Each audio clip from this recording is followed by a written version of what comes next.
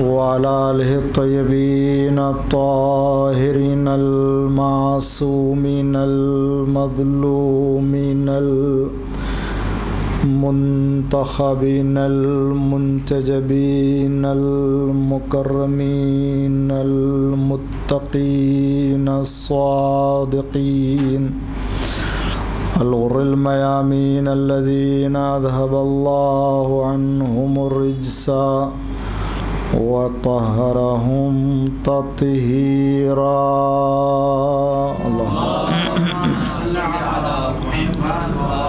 لا سيما الإمام المبين بقية الله في الأرضين الحجة الثاني عشر والمهدي المنتظر عجل الله تعالى فرجه الشريف روحي وأرواح العالمين لتراب مقدم الفداء.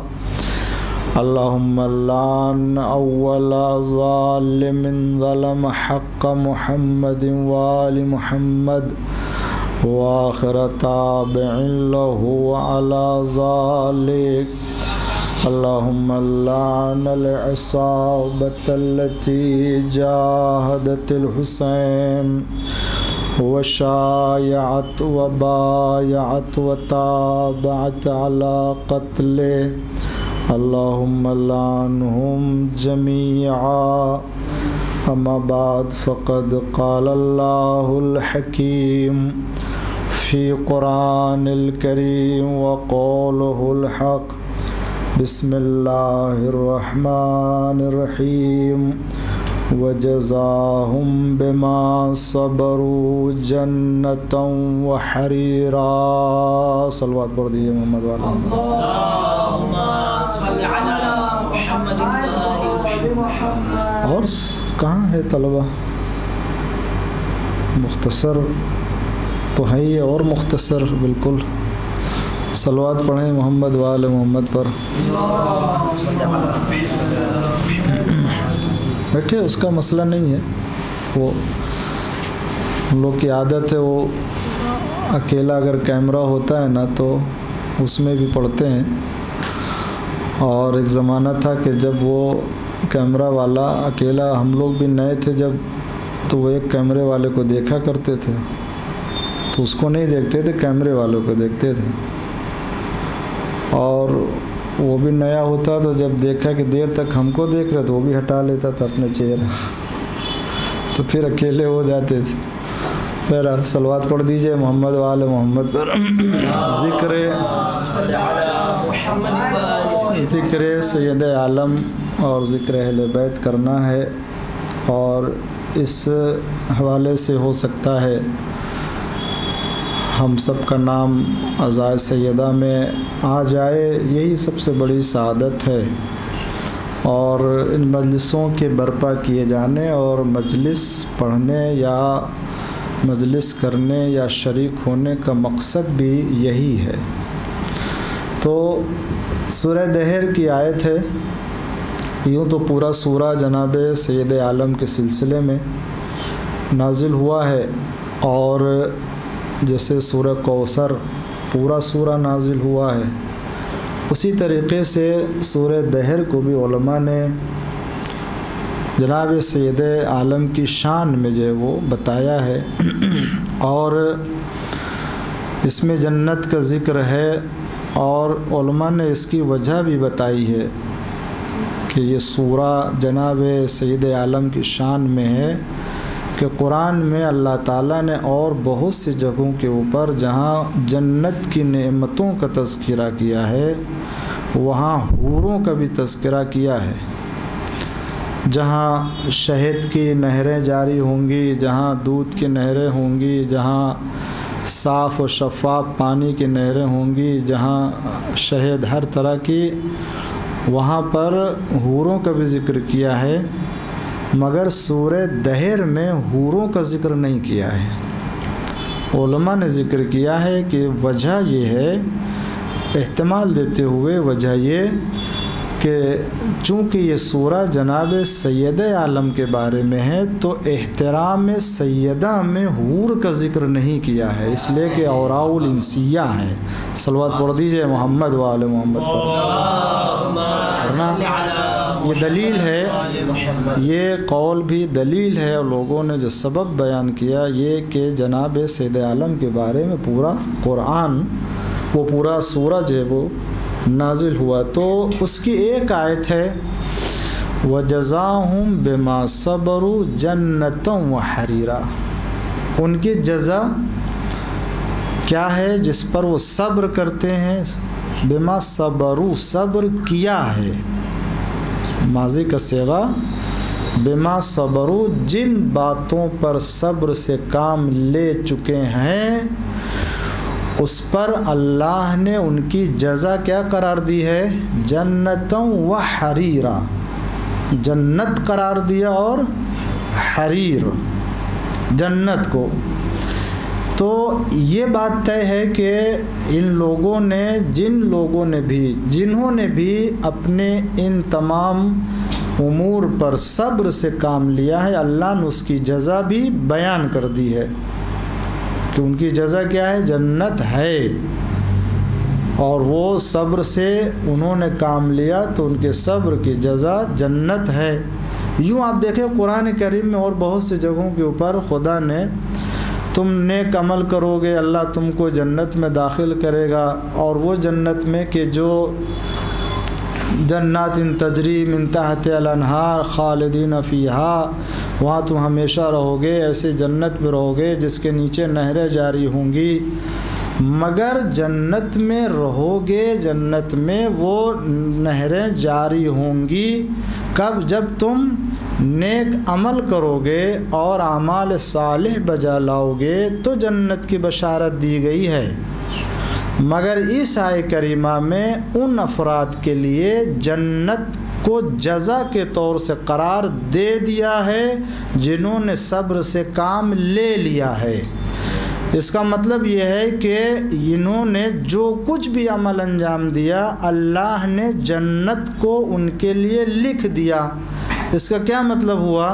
اس کا مطلب ہوا کہ انہوں نے جب صبر سے کام لیا، جب یہ عمل انجام دے دیا تو اللہ تعالیٰ ان کے عمل اور ان کی ذات پر اتنا بھروسہ کر رہا ہے کہ جنت کو قرار دے رہا ہے، اور جانتا ہے کہ اب کوئی ایسا عمل نہیں ہونے والا کہ جس کے بعد یہ جنت دیا جانا کوئی فائدہ نہ ہوگا، یا یہ کہ جنت دینا ان کے لیے شاید غلط ہو، اس لیے کہ جنت دے دینا ابھی، اس لیے بہت سے آپ دیکھیں دنیا میں کتنے ایسے، کسی کے لیے آپ اچھی نیکی کے بارے میں آپ اس کو بتائیے یا آپ اس کو یاد کیجئے اچھے نیکی سے یا اچھی صفت سے، تو آپ کب تک یاد کریں گے اس کو؟ جب تک آپ دیکھیں گے اسے کہ یہ اچھی صفت کا حامل ہے، جب تک یہ اچھے کام انجام دے رہا ہے۔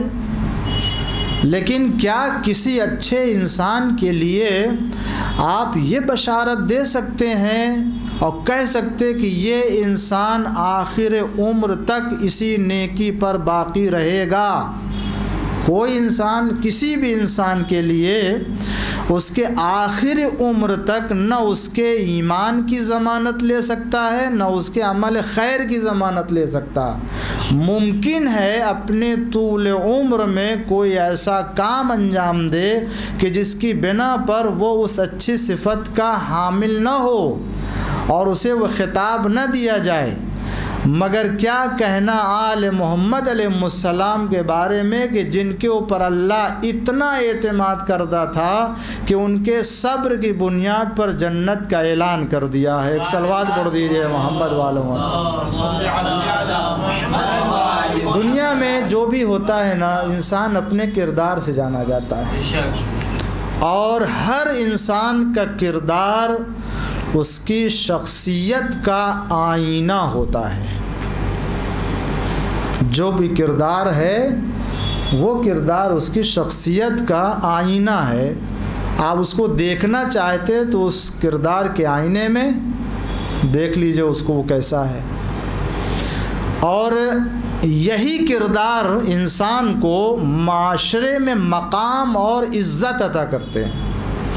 جیسا کردار ہوگا اسی اعتبار سے انسان اس کو جانے گا، دونوں اعتبار سے، ادھر اچھا بھی برا بھی.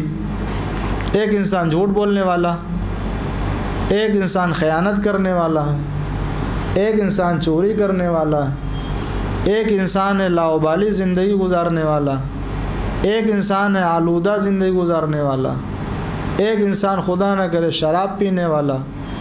تو لوگ اس کو اسی صفت اور اسی کردار کے آئینے میں دیکھتے ہیں. جب اس کا تذکرہ ہوتا ہے تو ارے میں جانتا ہوں اسے، ارے ہاں وہی نا، ارے یہ تو اس کو اسی. مگر ایک انسان وہ ہے کہ جسے ہمیشہ نیکی کرتے ہوئے دیکھا، ہمیشہ نماز جماعت میں دکھائی دینے والا، کبھی جھوٹ نہیں بولا، کبھی اس نے وعدے کی خلافی نہیں کی، وعدہ خلافی نہیں کی، کبھی اس نے جو ہے وہ کسی کے مال میں خیانت نہیں کی ہے، کبھی چوری نہیں کیا ہے. متقی، پرہیزگار، امانت دار، وفادار اور تقوی الہی، پرہیزگار بالکل جو، تو اس کو اسی صفت کے آئینے میں دیکھتے ہیں. یہ انسان اسی لیے جو اچھا کہا جاتا ہے، جو برا کہا جاتا ہے، وہ اس کے کردار کی بنا پر ہے. جیسا کردار ہوگا ویسے ہی وہ انسان اس دنیا میں جانا جاتا ہے، پہچانا جاتا ہے. اب آپ کہیں ہم تقوی اختیار کریں گے تو متقی کہے جائیں گے، ہم ایمان رکھتے ہوں گے تو مومن کہے جائیں گے، ہم اگر سچ بولتے ہیں تو صادق کہا جائے گا، اگر ہم امانت داری سے کام لیتے ہیں تو امین کہے جائیں گے، اگر ہم ہر وعدے کو وفا کرنے والے ہوں گے تو وفادار کہے جائیں گے. اس عنوان سے. مگر میں آپ سے یہ پوچھتا ہوں، جو اسلام کے اس کردار پر یعنی اسلام کے ان اخلاقی صفات کو حاصل کر لے تو اسے اس طرح کے پاکیزہ صفات سے جانا جاتا ہے. مگر جن کو یہ صفت کی بنا پر یہ مقام ملتا ہے انہیں آپ اچھے کردار سے جانتے ہیں.